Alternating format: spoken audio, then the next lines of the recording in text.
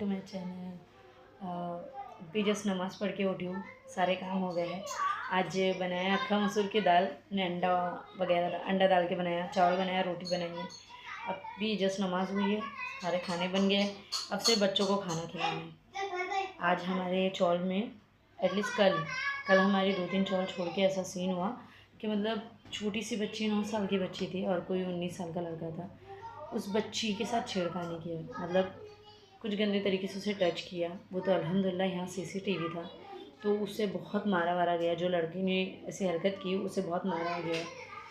वही चीज़ मैंने मुझे आज मालूम पड़ा इस चीज़ के बारे में, और मैं इतना डर गई, सीरियसली कसम से इतना डर गई, क्योंकि मैं अकेली रहती हूँ अपनी दोनों बेटियों के साथ। तो मुझे इतना डर लगता है कि अल्लाह, माहौल इतना ख़राब है, वक्त इतना ख़राब है, जहाँ देखो वहाँ ये सारी चीज़ें आम हो गई है। रेप बच्चों का तो एकदम आम हो गया है।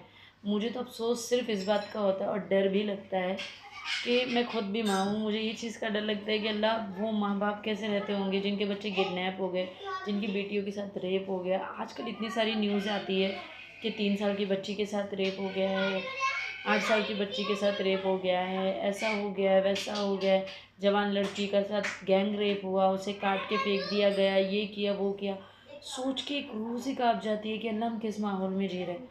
ऐसा हो जाता है ना, जैसे कि आसपास इतने इतने गंदे लोग हैं, जैसे कि ज़िंदगी एक औरत की ऐसी हो जाती है कि आसपास गंदे लोग हैं, बस हमें नज़र झुका के चलना है, कहीं देखना नहीं, कहीं पलटना नहीं, अपनी मतलब अपने आप को ही कंट्रोल में रखना है, क्योंकि उन लोगों का तो कुछ नहीं हो सकता जो कर रहे हैं।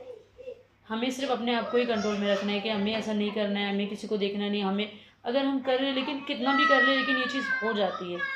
तो आपसे भी एक रिक्वेस्ट है, आप अपने बच्चों का, अपनी बेटियों का खासकर बहुत ध्यान रखिए।